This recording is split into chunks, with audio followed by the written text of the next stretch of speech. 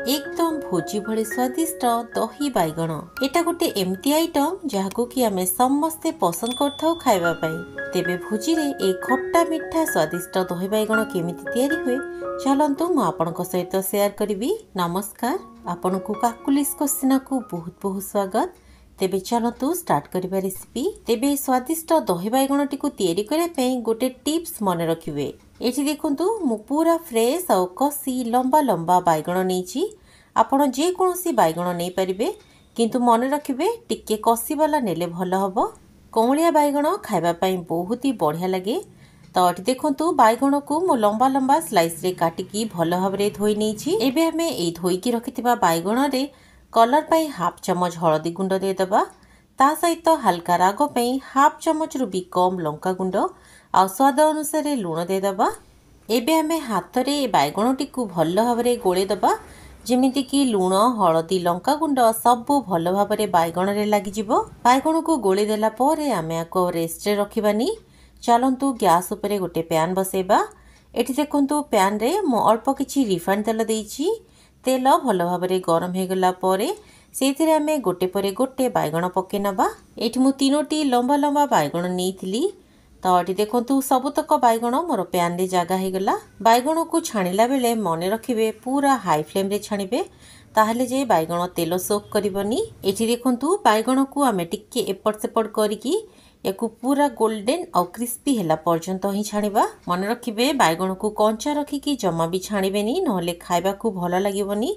एठी आपण देखि पाउथबे बढ़िया गोल्डन और क्रिस्पी हैला पर्यंत मु आकु छाणी देइछि। सबुतक बैगण को मु छाणिकी बाहर कर देइछि। एठी देखंतु मु गोटे मिक्सिंग बाउल रे घरे बसैथिबा पूरा फ्रेश दही नेइछि। एटा पाखा पाखी पूरा आधा किलो दही होबो। मने रखिबे दही बैगण पई खट्टा दही जमा भी नेबेनी, पूरा फ्रेश दही नेबे, ताहले जाई दही बैगणर स्वाद बहुत बढ़िया आसीबो।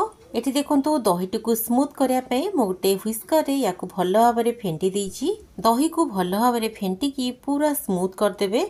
एठी आपण देखि पाउथबे दहीर टेक्सचर पूरा क्रीमी ही जाइछि। दही बैगण पई एमिति क्रीमी क्रीमी दही हमकु दरकार। दही रे मु ए पर्यंत पानी मिसेइनी। एठी देखंतु दही जेहेतु मते टिके मोटा लागुची, तेणु मु एथिरे पाखा पाखी आधा कप पानी देइछि।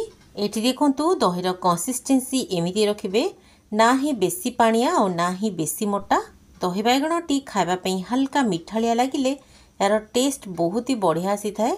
तो एठी देखंतु सेथि पई मु पाखा पाखी 4 बड़ चम्मच चीनी एथिरे मिसेइछि।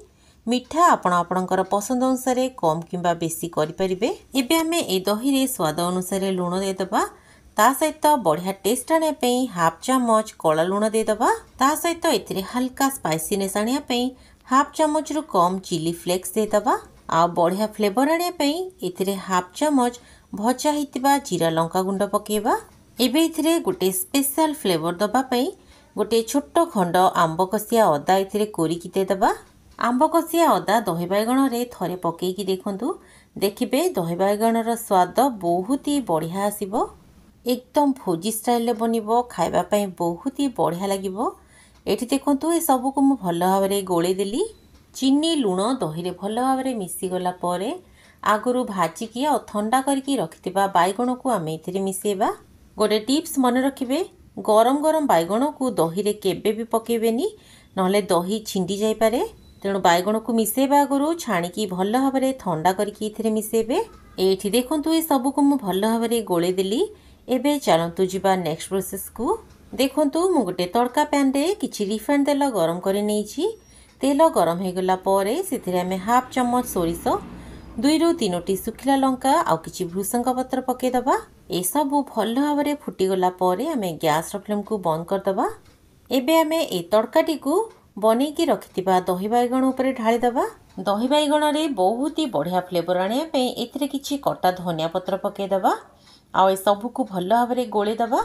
एकदम भोजी भलिया टेस्टी बिना प्याज रसुण रे तयारी ए दही बैगण टिकु आपण जे कोनोसी भल दिन मानकरे बनेकी खाई परिबे। तेबे रहिली, धन्यवाद।